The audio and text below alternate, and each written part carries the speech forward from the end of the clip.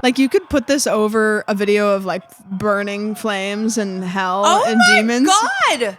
If you had not, not shown me the video and you just played the audio, I'd be like, I should have done that. People are dying.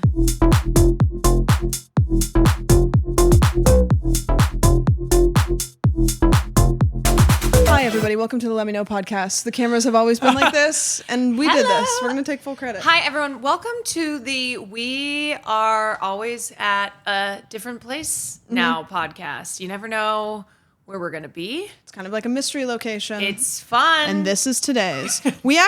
So I'm going to tell you guys a little bit of a story here. So we got a studio, and we really liked it, and it was really nice. Unfortunately, we didn't book it for the next week.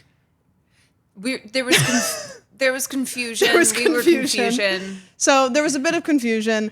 And so we are filming at French Polynesia. We're in French Polynesia. Yeah. Sam made the trek down here. Thank you so much. I hope you enjoy your time in French Polynesia. Thank you.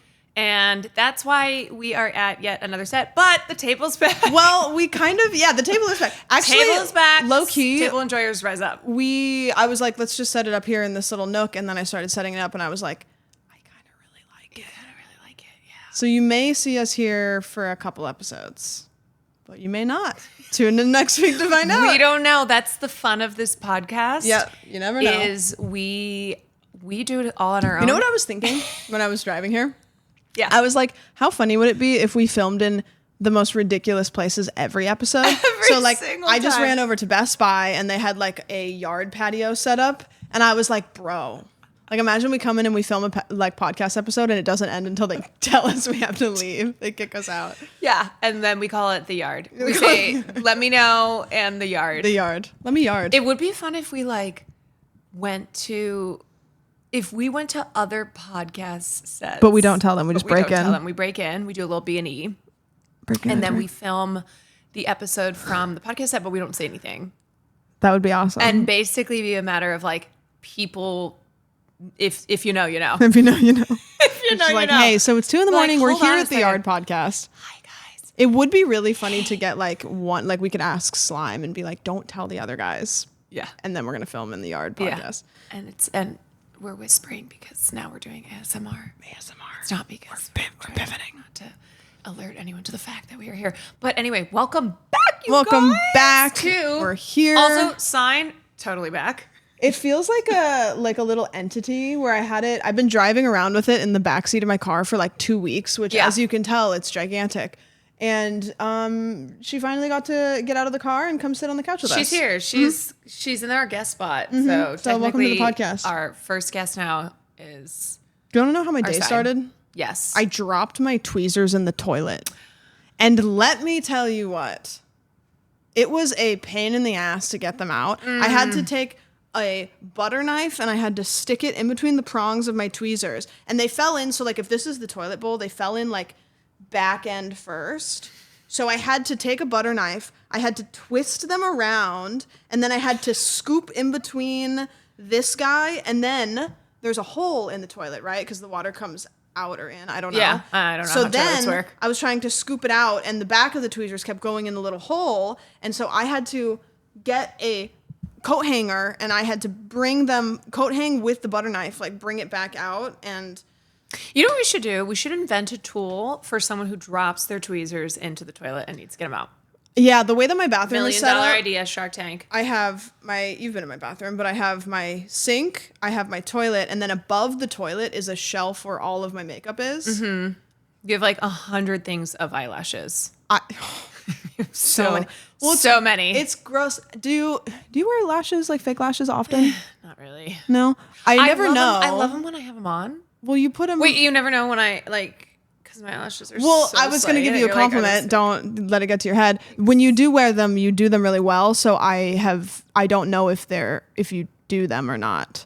Because I'm not sure because they're on well. Because you know how sometimes people will wear them and there's the corner popping up? Oh, that's because I don't put strips on. I can't do strips. I do tabs. I have tabs right now. I don't even put glue. I do the ones that have... magnet? No, fuck the magnets. I do the ones that have sticky base, and you just put them on. I do Super tabs. Easy. Have you ever done lashes on the underside of your eyelashes? That's what these are. Yeah. So Oh. you put them on the underside and then you just squeeze it. Yeah, it's great. I did It's lashes great. on the underside of my eyelashes one time, and they looked awesome, and I felt like I couldn't close my eyes. Yeah, sometimes it makes you feel like you can't see anymore, but they look really good. Yeah. What did I do with my day? Oh, I was going to ask you about lashes. Do you ever, when you take your lashes off, do you take them off and put them in a place to find them again, or do you just like rip them off and leave them around your house? Sometimes I try to put them in a place, but sometimes I rip them off so there's just little, they look like little spiders. Yeah, see, that's they're what just I everywhere. do, and I have the tabs, and so Yeah. I'll get done with stream or whatever, I'll get home, I'll sit at my desk, and I'll literally go pull my lashes off and just stick them places. And when somebody finds them, no, it's a surprise. Hi, surprise. Yeah, what did you do with your day? Was just feeling existential dread. Yeah. You looked good when I showed up. You're like, the news is happening. God, man, I don't, oh, God.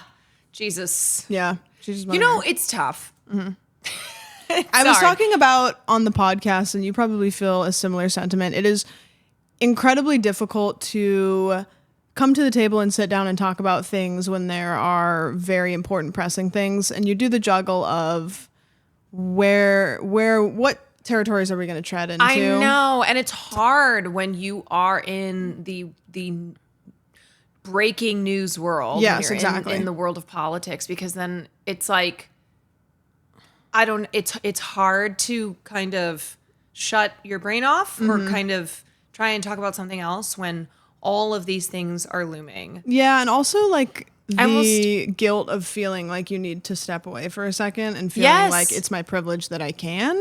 I know, but I said this on stream Sunday night when I streamed. I was doing film class, and I said, because people came in, they're like, "Did you see this? Did you see this? Did you see this?" I was like, respectfully, I usually don't do news, politics, anything on Sundays, and it's been a very long day. I've done a lot of streams. I'm not going to cover this right now. There are streamers who are doing this, but I think for a lot of you who I know have been glued since this morning, like it's just an all day, through the night.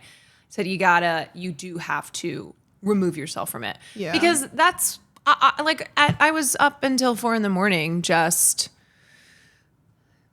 in my doomer mindset, and wanted to tweet out like "fuck the world." Yeah, You do have a tweet. You have tweet hours. Can you tell? Yep. And it's because I know how late you stay up, but like I'll usually be like on my phone, like starting to wind down, and I'll go on Twitter and I'll be like, "Oh, she's in tweet hour." Yeah, there's a lot of times that I have a policy of like stop in the name of, do you want to send that tweet? Do draft Because it first. a lot of times after a certain hour at night, the tweets get very dark. Yeah. They're very dark because my brain is just spinning out You're of control. descending. Yeah, I've descended into the pits of hell. And so I do that. Like I'll just tweet out something that's along the lines of "fuck this world." Well, sometimes you need to do it because you got to go to bed. You got to get it off your plate. I know. But do I? I don't know. I don't know. Maybe it's like you this- should make an alt account and then make it private. I have thought about this. I have thought about wanting to make an alt account where I just fucking say every fucking thing the way I want to say it. You have one? Yeah, but I don't post on it. I made one like a couple years ago, and Oh my God, is it? It was for Are you my Elon Musk? Is that your alt account? they go by Adrian is my account. I made one, and it was literally for sad girl tweets. And I made a couple of them, and like, you know me, like I'm pretty like emotionally guarded. And so what would happen is I would tweet something, and then one person would like it, and I'd be like, "Ew, cringe, why are you looking at that?" And so I made like a couple of them, and then I made like one particularly like sad tweet, and I got like a bunch of likes on it, and I was like, "Oh, fuck off." No. So I shut it down. That's not the point of this. It's private. I never. I think posted mine on it wouldn't be since. sad girl tweets. They would be just rage. Yeah, like extra. Rage. Because I do feel, the position that I'm in, the platform that I have, always trying to lead with optimism of the will. But sometimes I want to say things, and I know that there's psychos out there who like even saying just the most non-controversial statement, they'll, put me on a site. I didn't know where she was. Oh, I was like, did you go with Uncle with Will? Did you? But yeah, I sometimes just want to. Well, you'll never know because we'll never tell you. Yeah, I want to not be cognizant, not be aware of my words being used against me in any way or being used against, anyone that I'm trying to advocate for. So I think the point that's important is to keep talking about important things, but also... Wait, actually, can I tell you how this relates Yes. to a story that I wanted to talk about? Sure. Okay. Do you know Jason Isaacs? He was in the latest season of White Lotus. Mm-hmm.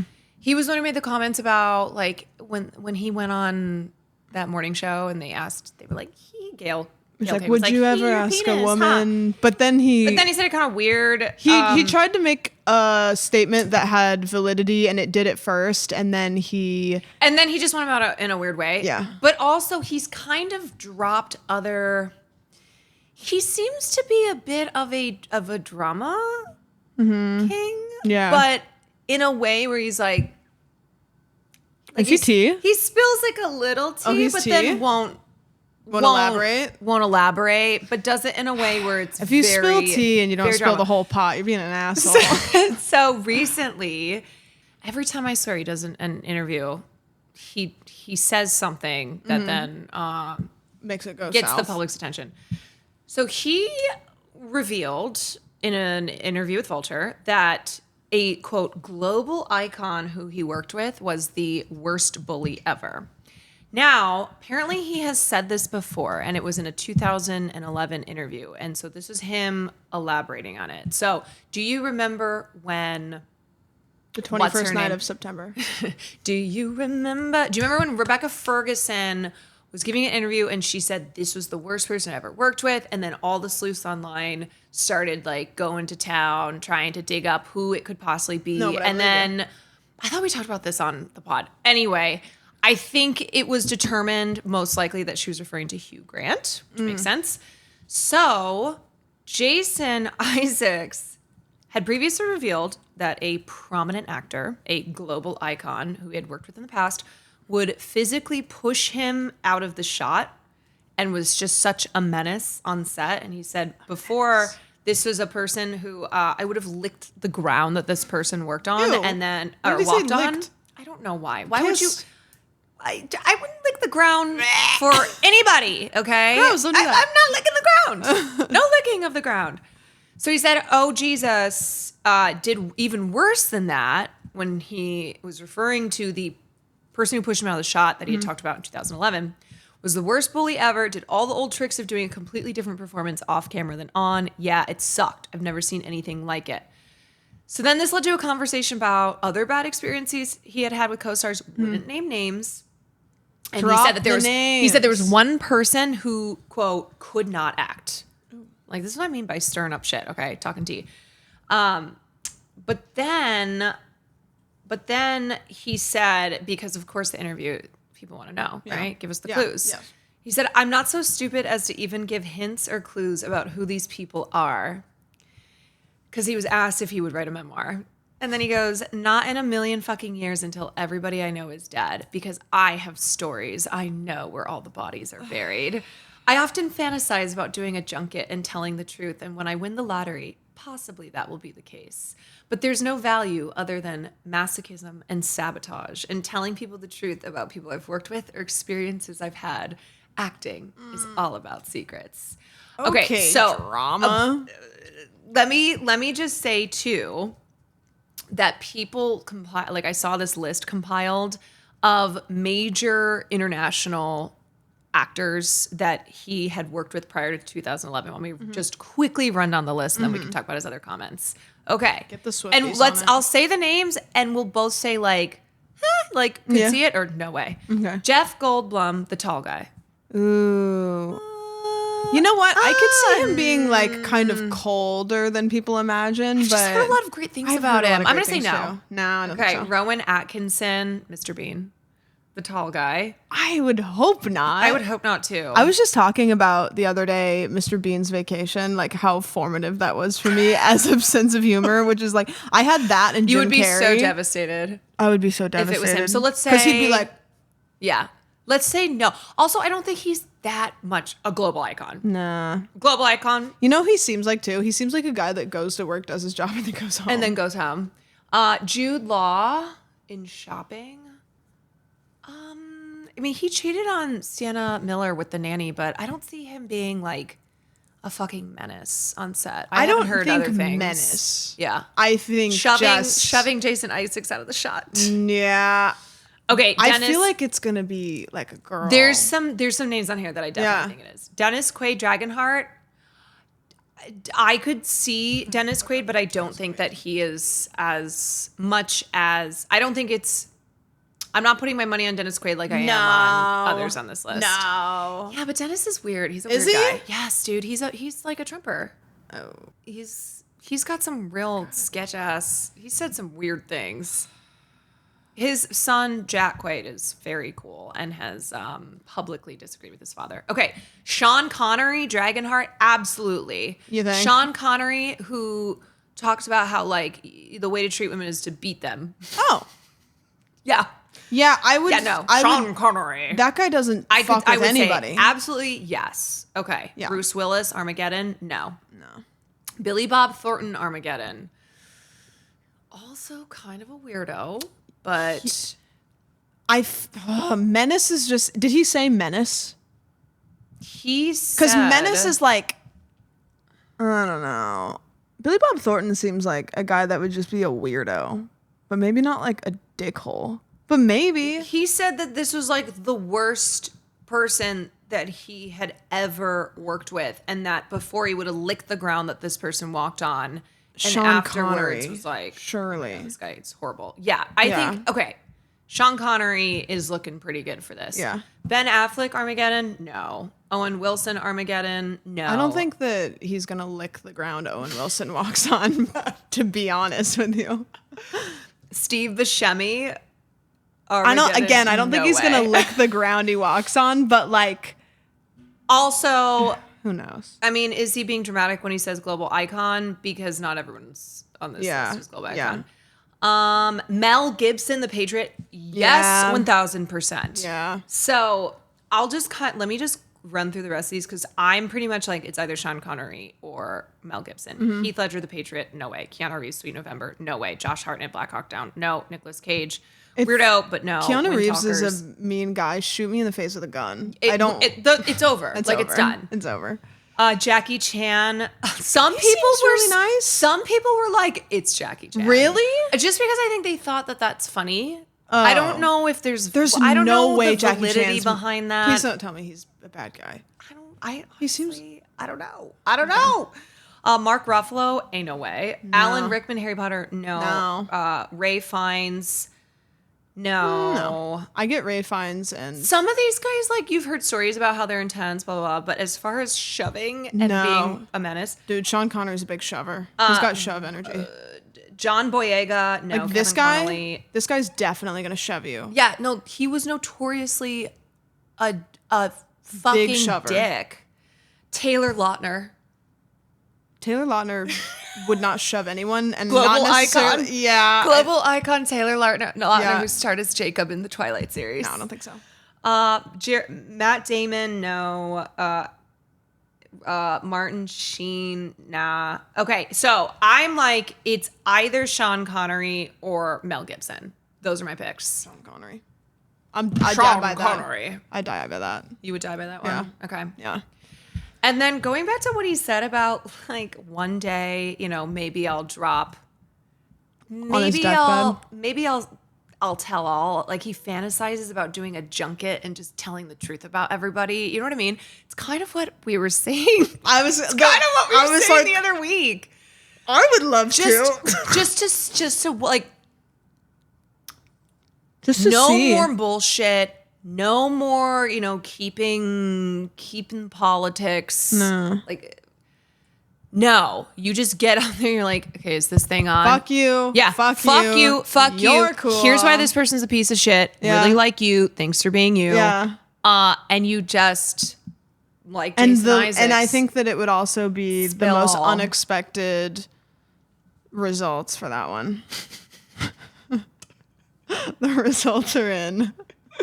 The results are in. Like, can you imagine a world where you say exactly how you feel about everything, everyone? Sometimes I get really close on stream and I have to like take a walk and be like, stop it. There's so many times too. So we talk about like no Fed posting, right? It's a meme, but it's also not a meme where it's like, don't say something that is gonna get you in trouble. Yeah. If I honestly, if I knew that it was like, let's say I'm like Laura Linney in The Big C. Okay, I find out I have cancer. It's the end of the road. Right. I think the things that come out of my mouth are so insane, but also the truth. Yeah. Lord help. We should kill. If one of us gets a terminal disease, what I want to pull the happen plug to this because person? Yeah. Don't let us speak. No, can I even say this? That I have thought about the fact that if I were terminally ill, maybe I would become an assassin. Like, what are you going to do? Put me on death row? What are you going to do? No, seriously. Oh my God, no, If true. my last act where I go, what am I going to leave behind this world? Why are there not more people that are that I terminally wanted to. ill becoming assassins? All I'm saying is that I got my Arya Stark list. Oh, perfect. It's up in here though. Mm-hmm. It's up in here, and those are things that I simply cannot say. Also, this sign. Is it rolling? It's rolling. Come back and be like, God, why did you guys why fuck did you with move the sign? I had it perfect. Okay, hopefully that's good. I'll never notice. So yeah, coming in hot with this energy today on this podcast. We fucking a lot love of it. things are happening. A lot of things are going on. Okay, so I have something that I would love to get your thoughts on. Yep. Now, it's a little political. Okay. Okay. And by that, it's about ICE protests that are happening in Roblox. Sure. Do you know? Have you seen this? No. Okay, that's why I wanted to talk about this. So there's a piece that my friend Taylor Lorenz, shout out, just wrote, and I am so curious to get your reaction of it. It is titled, "Kids Are Protesting ICE in Roblox." Of course they are. Can you start off by explaining what Roblox is? Do you not know, or do you want me to explain it to them? Did you do Dress to Impress? Yeah. Yeah. So Roblox is not too complicated to understand, but it seems a little overwhelming. So Roblox is basically like the platform in which virtually anybody can make their own games. And so there are so many Roblox games. There's Dress to Impress, which surely you've heard about, where you're doing fashion dress up. I know that, but I didn't. What do you mean make your own game? So like, it's like you and I probably couldn't because we don't have the resources or ability to, but like somebody who knows how to do game dev stuff probably can like use the Roblox like platform and like assets, I think. I'm not really sure. And let me actually look it up. But aren't the majority of Roblox users like under 16? Are you telling me a 12-year-old is making a game? Yeah. So, I mean, I don't actually know, but it seems like Roblox has like you can get Roblox, and Roblox is like the platform, and they have assets, they have the parts, they have all the tools, but you create the game. So it's like you create the rules, you create what it looks like, you create all this stuff. So there's, I mean, long story short, the thing you need to understand is that Roblox is the platform. It's like the Apple Store or the App Store.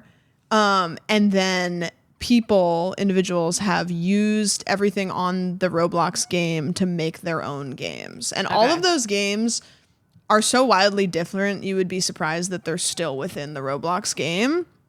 Well, but, one of the most popular things to do in Roblox is role playing. Yeah. And Taylor's story is all about how there are tons and tons of kids who are using Roblox to essentially do civic theater. That like Are they this is not the RPing first. like This is not the first protest? time that RPing protests has happened on Wow. on Roblox. So just looking at the history of protests that are being role played in Roblox.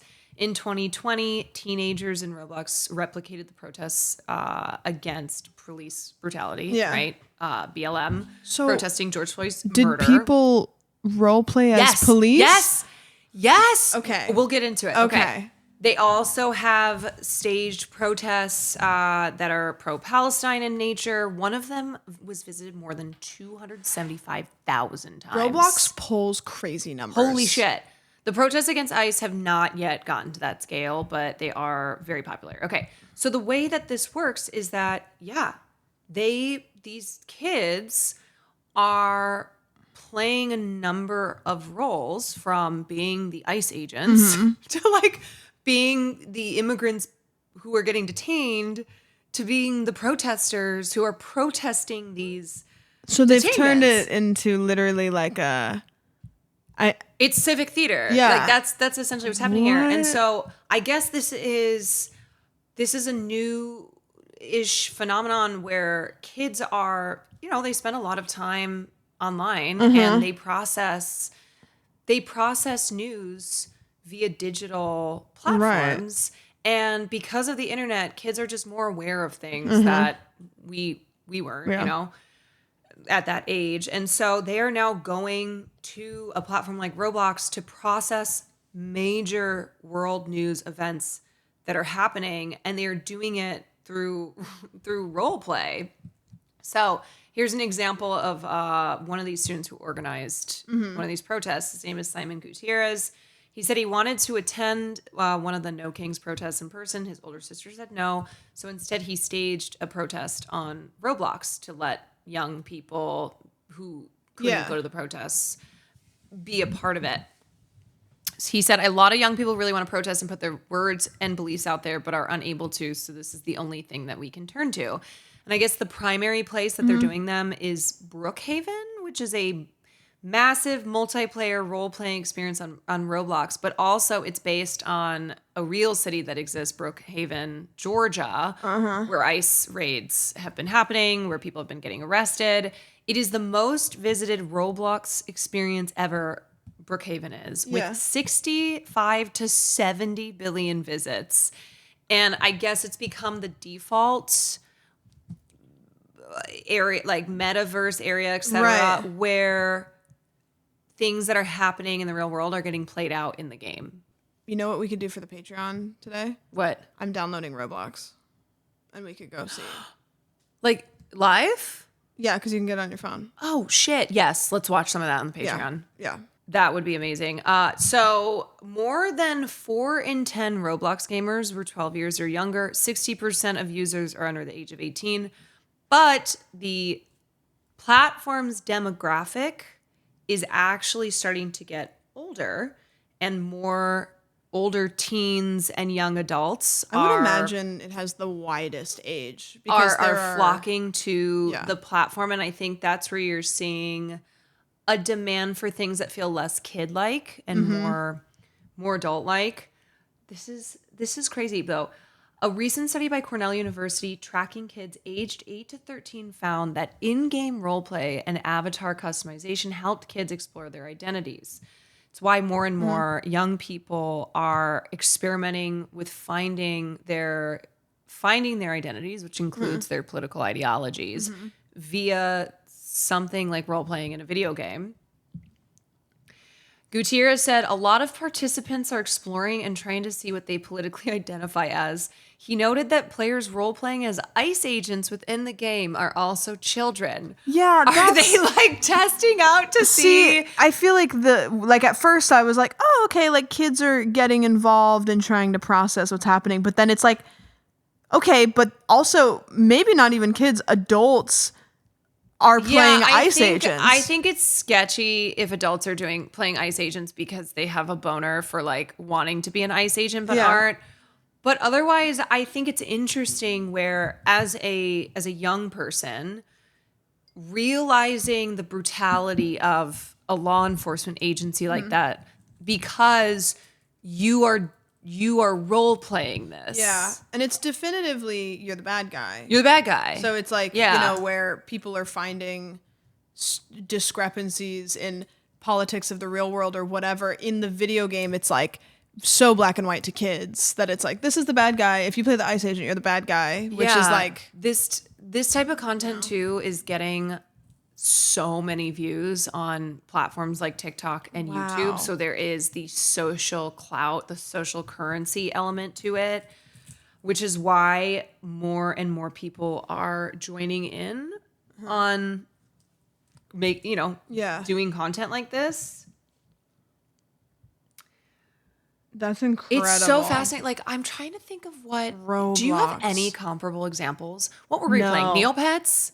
Neopets, yeah. Were we doing politics? Club Penguin. Oh, well, Club Penguin is actually Taylor mentions in the piece because Club Penguin is an example of something that kids have been using to get into politics. Like in 2016, Club Penguin users protested Donald Trump's election. Yeah. Players in Animal Crossing and Roblox also staged protest events pushing Hong Kong's pro-democratic movement in 2020. So like kids are mobilizing and doing this kind of stuff. Kids are mobilizing. It's just a crazy sentence. The children are mobilizing outside of Roblox. Like Roblox is not the first time, but I just think because of how massive it is and how the digital world is such a big part of kids' lives now that this is how they are forming their understanding. It's so interesting, and it's like there's so many nuances with that one of like that is such a complicated that it translates in so many different when is the first time you remember becoming politically aware? Like any type of political engagement? Probably. I mean, for me, like there's a potential of high school, but it's probably not super likely. Probably not in even this way. No, I think probably, I mean, like, I think Black Lives Matter was like the first thing that I personally felt really passionate of like, wow, this is, even when I log off the internet, I'm still thinking about this and feelings about it. I like that you were also covering your eyes trying to remember. I was thinking, do you ever do that? You like really need to like get in there and like find. There's too many lights and I need to go into the memory palace. No, I think that like, as like a high school kid and stuff, I don't remember specifically any particular things. Well, like I was much more political than my average fellow student because my family was political. We worked on Obama's campaign, blah, blah, blah. But ain't no way I knew what fucking ICE was when I was 14 years old. No, there are definitely differences between me, who was politically aware and active for being a high schooler. Well, there you go. And I won. To kids who are like who are protesting events and political, politics and governments that we just simply weren't aware of. Yeah. It's the internet though. Yeah, I try to find the words that like convey when I'm not even fully sure. I mean, I guess it really is, because I don't know about you. Like for me, when I was a kid, like there was just no exposure to like the things that were happening in the world. Fuck no. Like there just wasn't any. And it was like, you remember when we were kids and they'd be like, Christopher Columbus came over, and then all of the Native Americans were like, we learned the same story from come on in. And they were like, and then they were like, and now we make turkeys out of our handprints to celebrate. And I was like, yes, until I was probably like a high school kid. I was like, yeah, sure. Okay. Yeah. So Like, I mean, kids just having an awareness of like world events that are happening however they're consuming them. Sure. Oh my God, I'm so curious to watch. I know, I'm trying to to watch this on I'm trying Roblox. to log into Roblox right now. I'm trying to and my email won't load, so I can't do my One young Roblox player said, "We are children of the internet. It's what we use to navigate and understand the world." Yeah, I mean, look, children are citizens. They are not future citizens because they cannot vote yet and will vote in the future. Like, they are citizens now. Kids know, we say kids are dumb, but also kids know more than... It's different. They know more than we give them credit for. And also, like, they are connected in a way that I think scares adults because a lot, adults seek to control kids. Yeah, seek to control and also don't know how to explain things to kids. Like, I think that when you break it down, like, parents are just grown up young people who now have kids. Grown up children. And so it's kind of like, I don't know how to explain this to a kid, so I'm just going to postpone it. Yeah, and I think it's also this belief that if kids are political, that it ruins their innocence, like their childhood, so they want to depoliticize them. Yeah.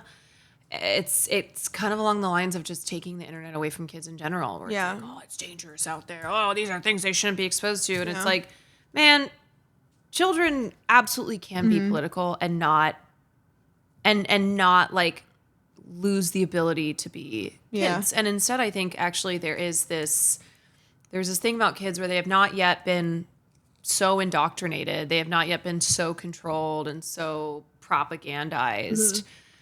And there is this kind of more simplicity, right, of approaching things where they go, well, why? Well, that seems wrong. Yeah. Well, hold on a second. And there's not this like, yeah, but politics bullshit to justify something bad happening to a group of people in this world. Kids pick up on everything. They do. They pick up on it. It is. It's like when kids ask questions, we've all babysat. Right. And they just keep asking questions. Well, but why? Yeah. But why? I mean, I remember being a teacher, and when I would explain something, they go, yeah, but why is that? I go, fuck, I don't know. Fuck. And it's that curiosity, it's that curiosity that has not yet been controlled and manipulated in a way that I see with a lot of adults. Yeah. A lot of people who, they're just trying to also get by day to day, go to work, pay the bills, take care of their family, but are happy to believe what they've been told to believe. Yeah. Very true. Did you hear what happened with Bonnaroo? No, but I can't get his music off of my iTunes. Haha. That's something I would say, and then you would be like, okay. That's a good one. Sure. Do you remember though when all of a sudden we all just had that U2 album on our iTunes? We didn't ask for it. We didn't download it. It was just there. Paid better attention to that because that was so intrusive. It's crazy. I felt like violated. That was crazy. And like sometimes, and it's still there. Sometimes in my car, if it automatically pulls up iTunes, it starts playing songs off. You know who I have album. on my iTunes? Beyonce, Ed Sheeran, and U2. Those are the three artists. I have the entirety of Lemonade. Okay, slay. I have Kiss Me by Ed Sheeran. And then I have the entirety of the U2 Songs of Innocence Songs album. of Innocence fucking album, man. Do you have iTunes? Do you have anything on your iTunes? I have that for sure. There's people that still love iTunes. They love it. Yeah. No, I have more than what you have, but I do have some. I do have Songs of Innocence on here. And the crazy thing is, now we're getting deep into conspiracy. Every time my iTunes starts playing in my car, it's always Songs of Innocence. Well, that's what it is it's like it defaults to iTunes. And so it's like, when this is not going to be a relatable experience to anybody else. When my last car that I had, or 2 cars ago, it was a piece of shit. And every time I started my car, the radio would reset. And it would always reset for some reason to the Christian channel. Nice. And so every single time I got in my car, I would turn the car on, I would see the radio go do do do do, and then it'd be like, "Our God is an awesome," which I have to say, like, Christian music is so sneaky because there's like times that you'll turn it on and you'll be listening to it and you're like, okay. You know what? and then you find out it's Hillsong. And I'll be like, God damn it. God, I actually used to be so into Hillsong when I was a Christian. Did I ever tell you about my Christian era? Did you have a Christian phase? Oh my God. I was the most insufferable person. Because you grew up Catholic. So then did you? So I grew up pivot? Catholic, but when I was in junior high, my best friend and her family were evangelical Christians. Mm-hmm.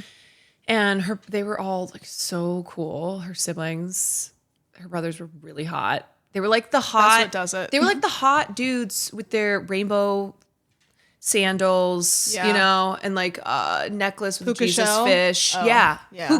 Puka shell too, but like with the Jesus fish. Yeah. Gel in their hair. And so I know exactly what kind of I was just like, describing. oh my God. You're like, anything for you, Beyonce? Cool. So I started going to church with them and I started becoming hardcore Christian evangelist. Sure. I voted for George Bush in our 7th grade mock election. Wow. Yeah, George Bush won in my school. And you were like, I was like, that was me. That was me. Like this family that I spent every day after school there, they had a picture of George Bush in their kitchen. Was it like presidential like that? It was his presidential photo. Yes, it was in their kitchen. That's how hardcore they were.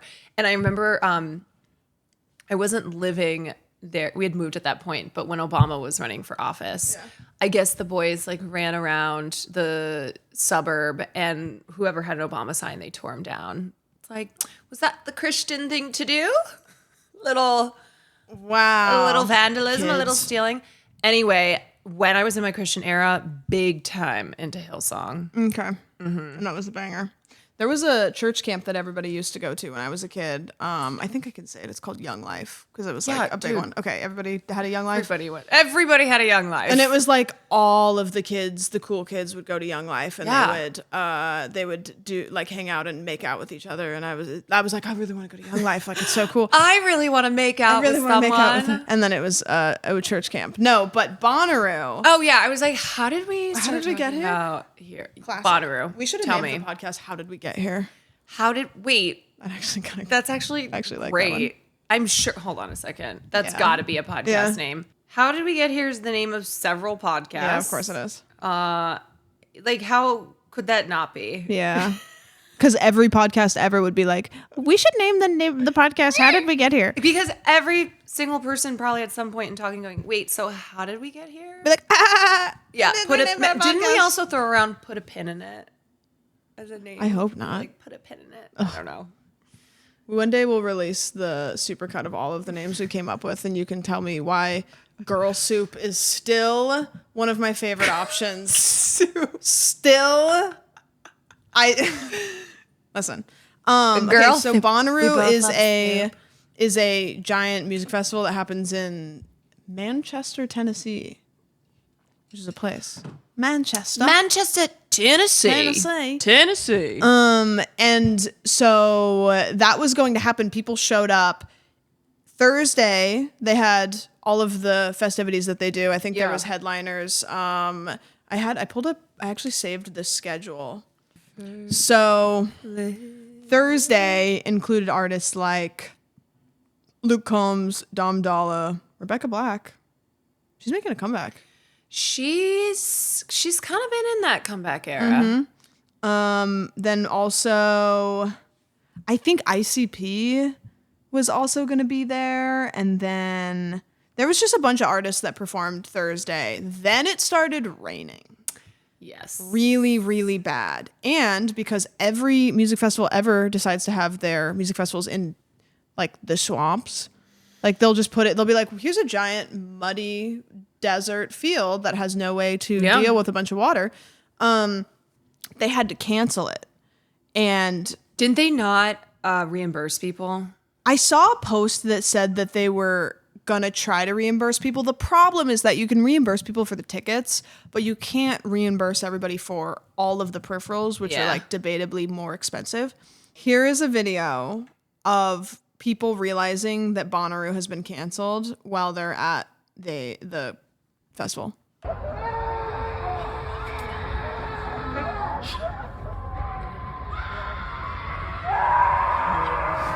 Like, you could put this over a video of, like, burning flames and hell and demons. Oh my God! If you had not shown me the video and you just played the audio, I'd be like, I should have done that. People are dying. Yeah. So obviously it really sucks because people were out like tons and tons of money, but it was flooded like so badly. Like everything was just like muddy. It was a mud pit. But yeah. I'm so sorry. I don't know if I've ever reacted that way to something that was not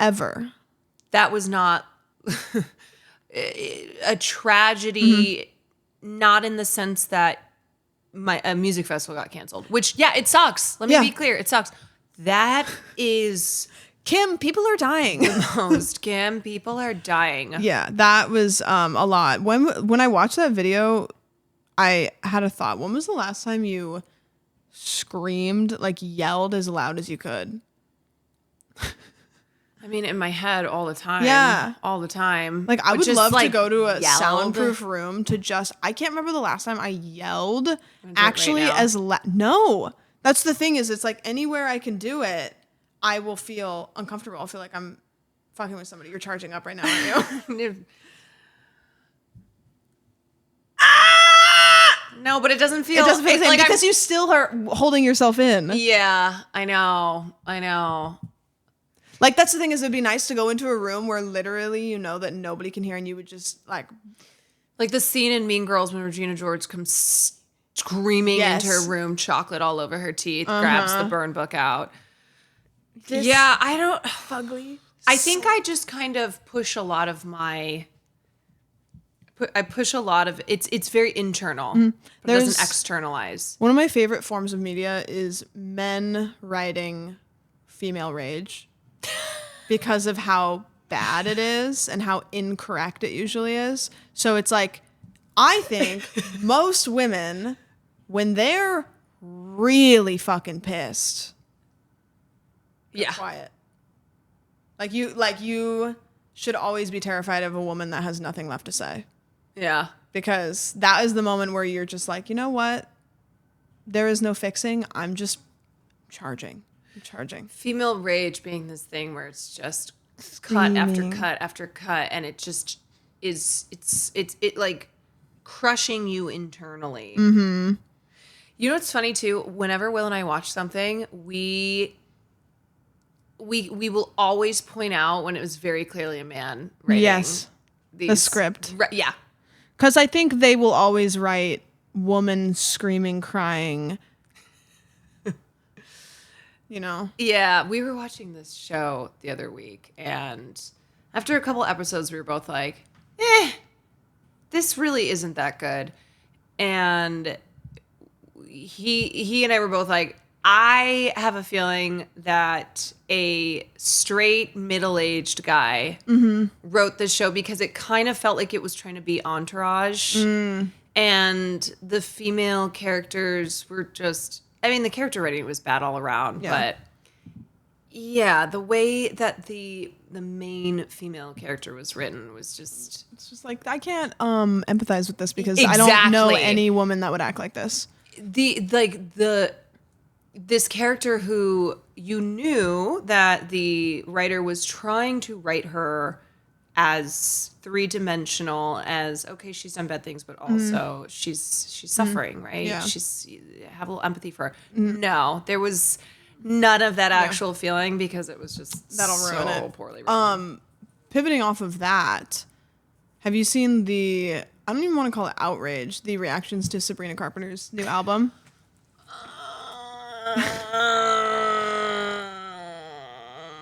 So no.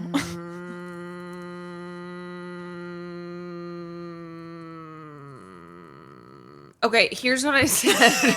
Here's what I briefly had said on stream. I think the thing that offends me the most is that this isn't even worthy of discourse because I don't even find it that interesting. I don't even find it that provocative. I don't even find it that controversial. I don't even as a piece of art, I'm not like, How dare they? Whether it angers you or you like it. Like, I don't even think people these days at all interact with art. They just interact with the discourse. Yeah. And so the algorithm drives this discourse around somebody like Sabrina Carpenter rather than it being the other way around. Nobody looks into it any further than what people are reacting to on Twitter. Yeah. Yeah. But yeah, for some context, so Sabrina Carpenter put out an album, short and sweet, and most of the songs on that album were pretty like Sabrina Carpenter's whole branding that a lot of people like is she's sexy, she's hot, but she's not hot for men. But she's funny. Yeah.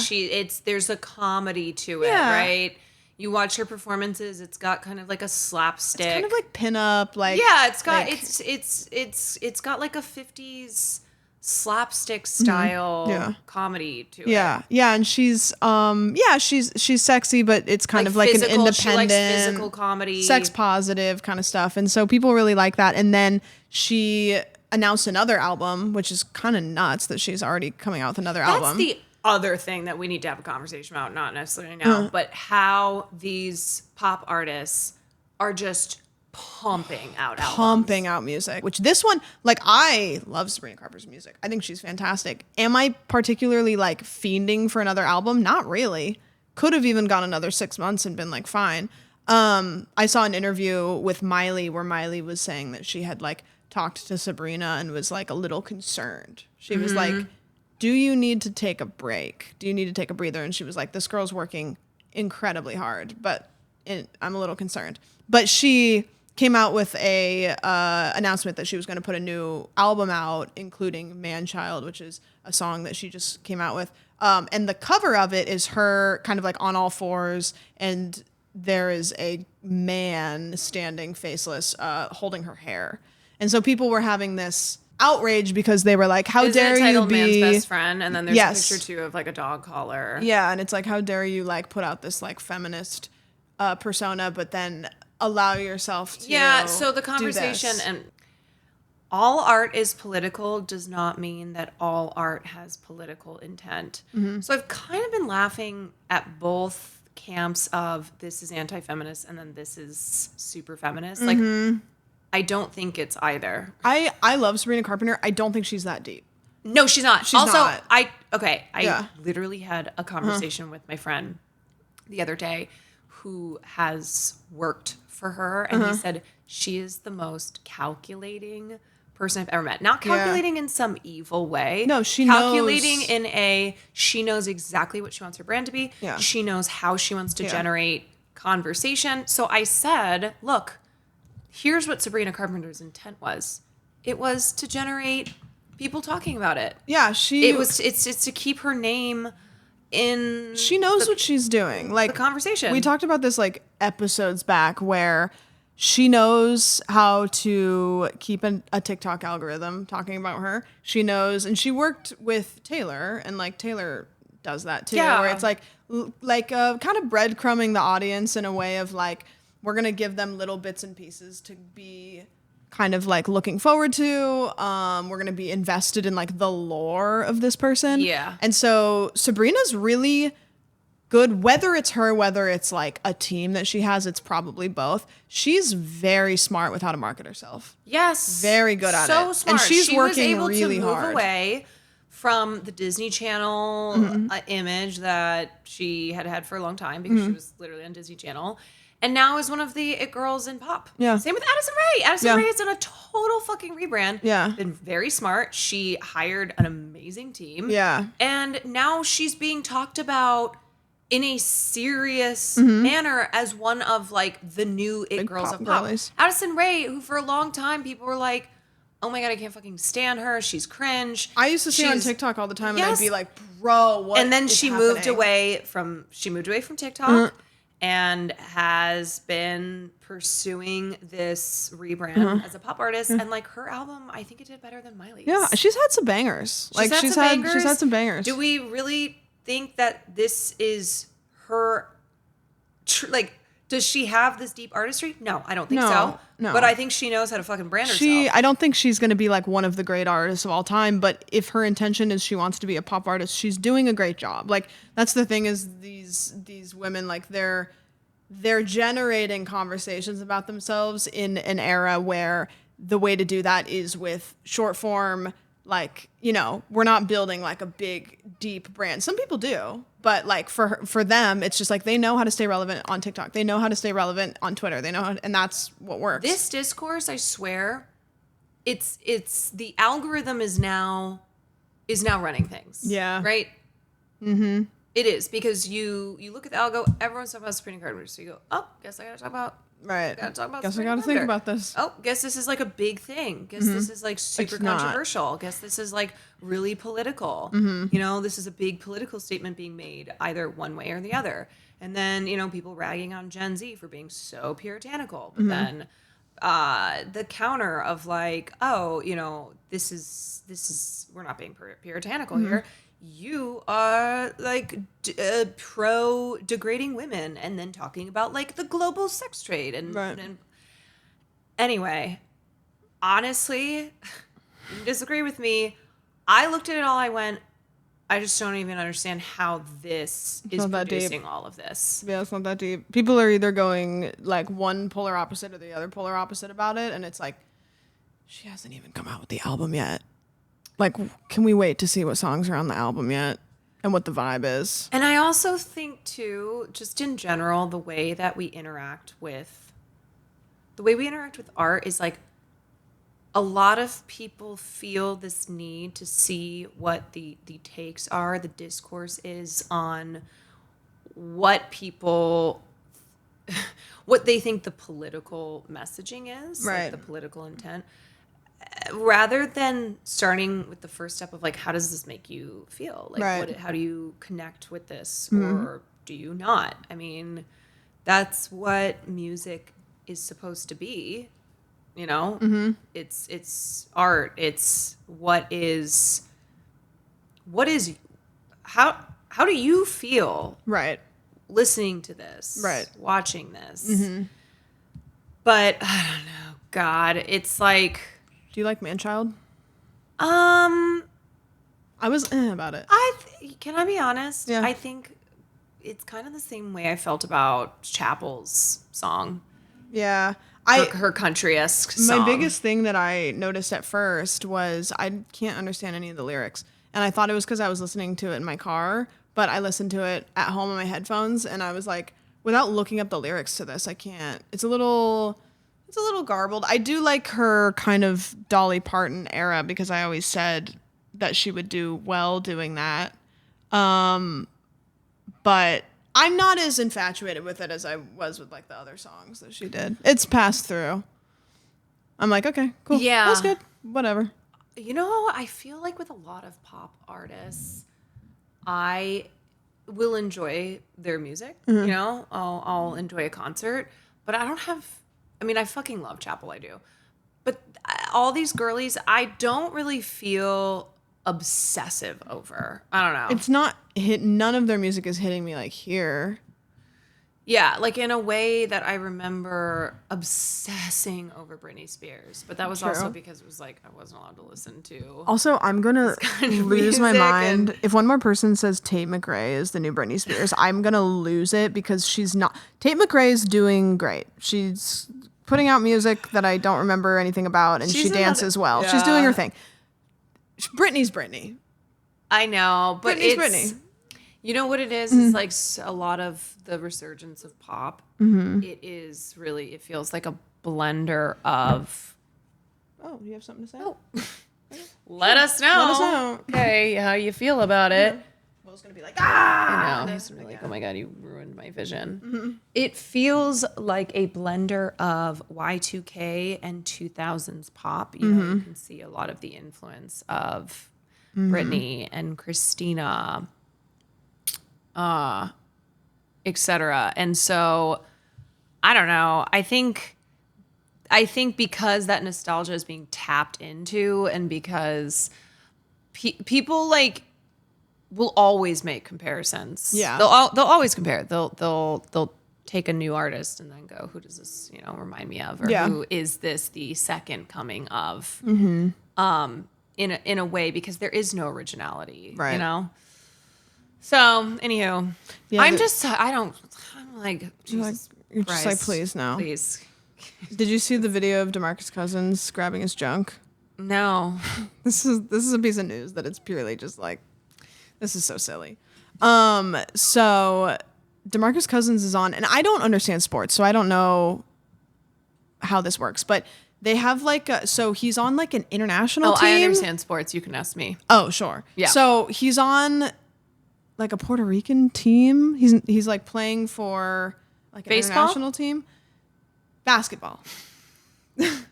Okay. Sure. So if anybody knows what I'm talking about and knows that I don't know what I'm talking about, you're right. Come for us. Yeah, come for us. So he's playing for, it's not the Mets. It's Mets de Guanabo. And then they were playing in like a Puerto Rican like basketball game. I don't fucking know. It doesn't matter. Anyways, so he was playing the game, and I think that this fan was like heckling him. I'm going to show you the video of it. It's actually insane.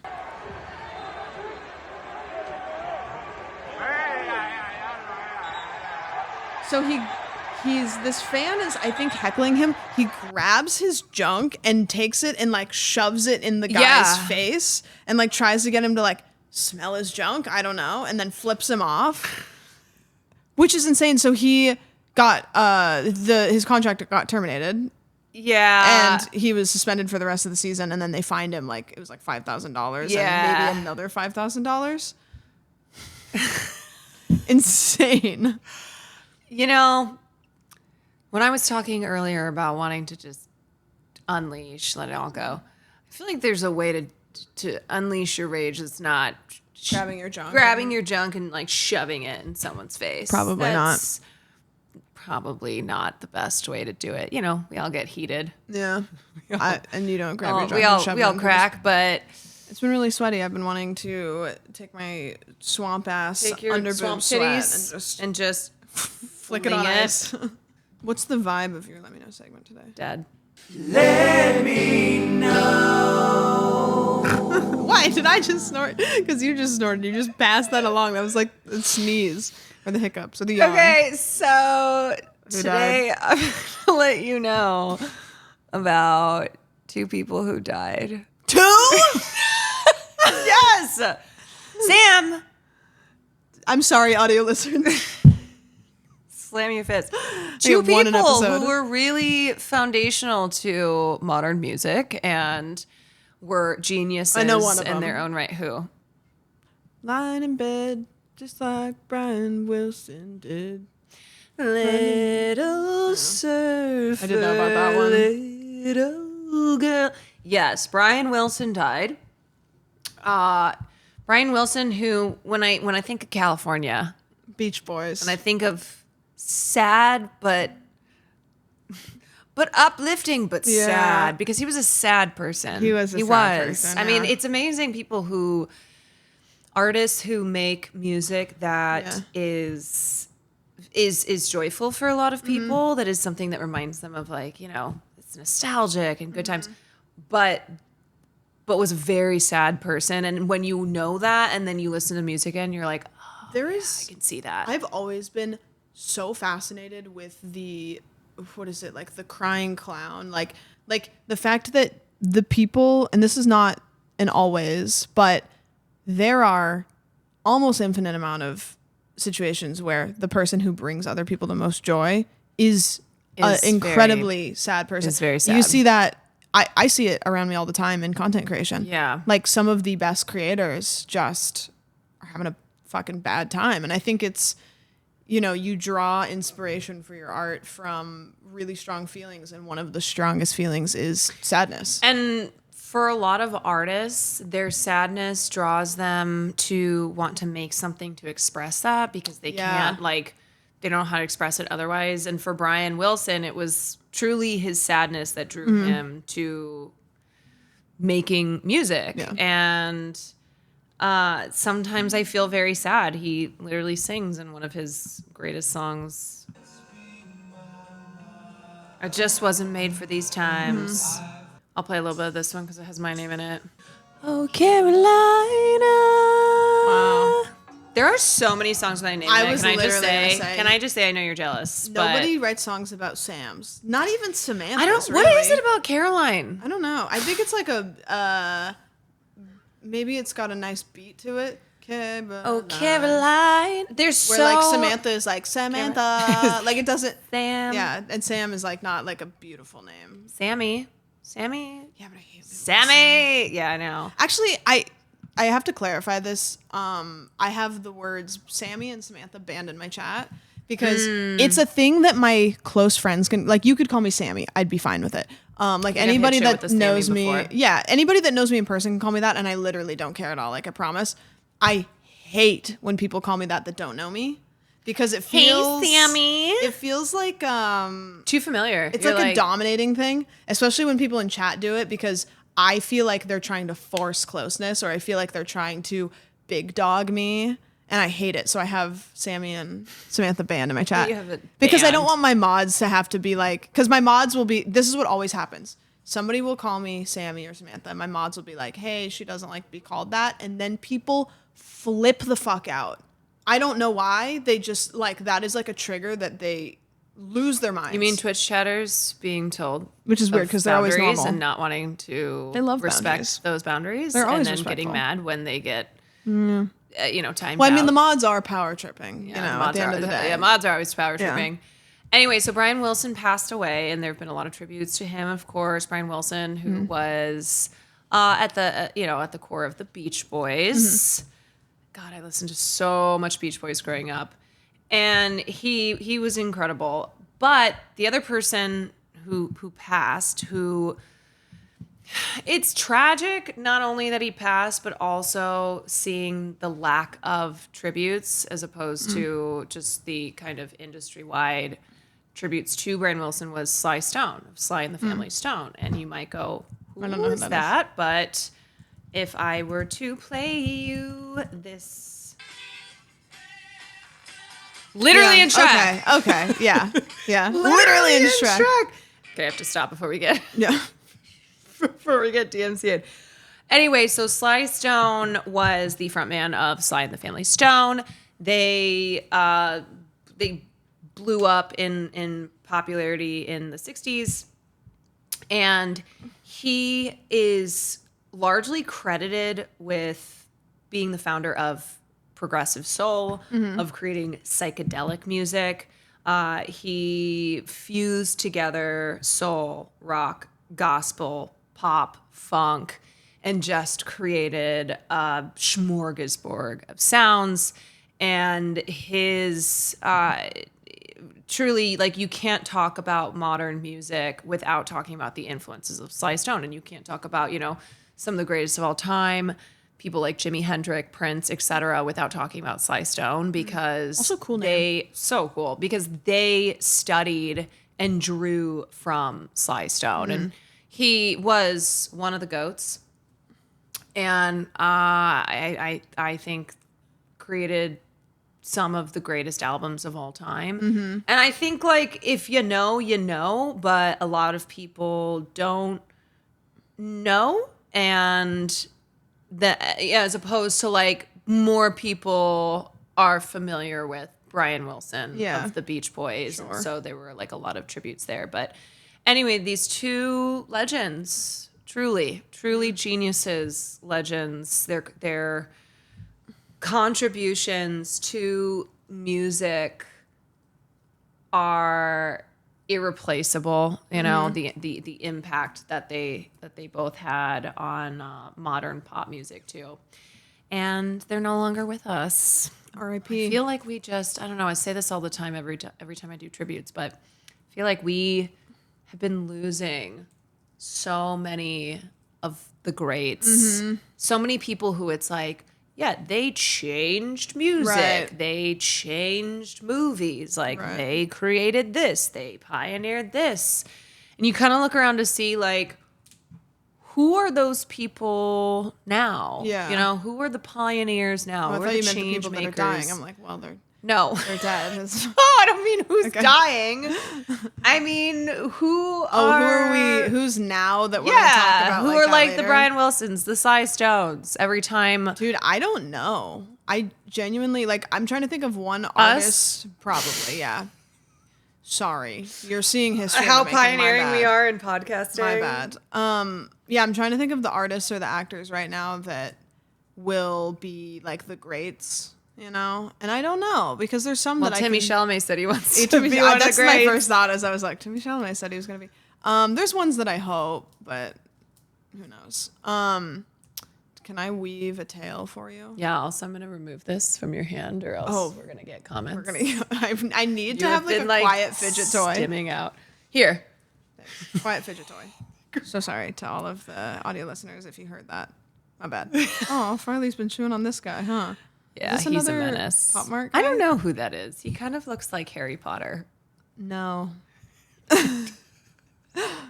He's just a guy with the popsicles. Okay, anyways, this is me now. So, Spain, Madrid, Spain. Okay, I've been there. I want you to imagine this. Yep, I'll close my eyes. There is just a cute little restaurant. It's called Sabrina de Botín, which actually means like nephew of Botín. So, anyways, it's super popular. It's in the Guinness World Record as the oldest restaurant. Okay, it opened in 1725, so it is 300 years old. Shit! So you can imagine what it looks like, and I'm gonna actually show you what it looks like. So, okay, I want you to look at this photo. So you can get the image, right? You can get the vibe. So it's a cute little restaurant in Spain. Yes. 300 years old this year. So, and it's Guinness World Record, which is like a pain in the ass and kind of, I think Guinness World Record is kind of a scam. Oh, it is a scam. It's a total scam. No, it literally is. It is a scam. Yeah. So just outside of Madrid, there's another building, okay? And it is equally just as cute. Let's open up a picture of this. Okay, so here's this one, right? It's like not quite as cutesy, but it's definitely very like old looking. And it looks like a little bit less old inside. So this one is just outside of Madrid. Irene Guinales says her grandfather used to always swear up and down that it had been open since 1702. But she didn't believe it. She was always like, okay, Grandpa. Oh, okay. Grandpa's saying some crazy shit. And so then as they discovered this oldest restaurant, I don't know if it's in the world or if it's in Spain, they started to question whether or not their grandpa was right and whether this one was older than the Guinness World Record for oldest restaurant. So they hired a historian to do some digging. And the historian was able to go down the rabbit hole, look up, landowners, The historian found some paperwork that had cited a name that was owner of land, and in the documents there was reference to an inn that was on that property, and the year was 1750, which is 25 years after 1725, which would make it not older, but 25 years. But it didn't cite it opening, it cited it existing. So now Irene is on the hunt to prove that her establishment is the oldest restaurant. And so she needs that. She needs that for Yelp. She needs that. She's gotta have that branding. Well, she was saying because it's just outside of Madrid, the likelihood of it drawing attention is low because people aren't going to be like, new oldest restaurant just dropped, babe, get in here. But she does want to give it its credit. So she has hired a historian and they're continuing to search. So there potentially will be a new oldest Spanish restaurant dropping if they can find that 25-year We got gap. a new oldest Spanish restaurant Babe, potential that sex dropping. was poggers, but a new restaurant just dropped in Madrid, Spain. And that is my let me know. Oh, That was fun. We should go to both and see which one's I'd love to go better. to Spain. Spain's awesome. I did get all my money stolen from Barcelona when I was studying abroad, but it was my fault. I always wonder because people always say like if you go to foreign countries, and I never knew if it was rooted in like racism. If they were like, dude, it's because you'll get pickpocketed. it was the shell game. What's that? Well, you know how like the game where they put a thing under a thing and then they move it all around. Oh. And then you have to guess where it is. So Yeah. we were in a tourist trap area when I was studying abroad, and so like someone was doing it, and I stopped to watch. And shouldn't stop to watch. They're like, come, guess, and I guessed. And well, first they were like, "How much money do you have?" or something. I'm trying to remember. And I had just taken cash out, Like thousands of dollars. and I think it was like 200 euros, which was a ton though, considering I had budgeted 4,000, had saved up $4,000 to be abroad for 6 months.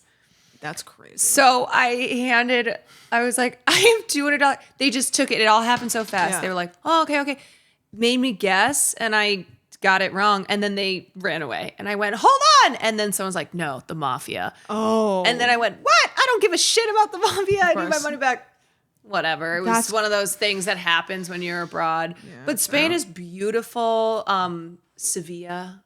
Oh, Sevilla, Spain. Yeah, I want to travel. It's so gorgeous. Yeah. I love it. The most morbid thing I'll ever say on the podcast is when Oki has expired. I have decided that I'm gonna just fuck off Yeah. because I can stream Yeah. from anywhere. Yeah. I want to do like a world tour. This is gonna ruin the world it's gonna tour. ruin the tour.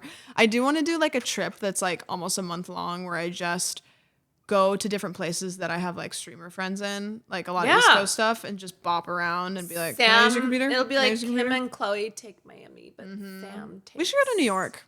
I pulled John down. Isn't that right, Bubbas? Do you want to go to New York? Well, that is the end of the episode, everyone. Thank you for joining us from our humble new abode. Who knows? Maybe this will be it next week. Yeah. We'll be on Mars. I Yep. don't know. We'll Who knows? see. You'll never know. But on the Patreon, Ow! Did he just bite you? No, he's scratching me. Oh, I thought he just fucker. went bonk. Ow! He does this thing at Oki because him and Oki like get along fine. Like they're good. Yeah, but he's a brat. He'll do these like really half-ass like in her Yeah, he direction. just kinda, like- he's not biting at No. her. He's not growling. He'll just be like, Yeah. Or She's they're like, "Arr." okay. They were both peeing outside, and he was kind of low growling at her while peeing. He's like, this is. He like was peeing. He's like, Come here. but on the Patreon, we are gonna look at Roblox. We're gonna look at Roblox. We're just gonna see. We're gonna see what's going on, See what's going on. and we'll see what else. Sit. So thank you for joining us, Patreon supporters. We appreciate you. Thanks for and being here. if you want to support this nomadic podcast, the Patreon is the best way to do it. But also liking, subscribing, Yep, commenting, True. telling your friends, telling your moms, telling your dads, True. especially if they're hot. True. And that's the way to get the word out. And happy Pride. Happy Pride, everyone. Bye. Move. Body move.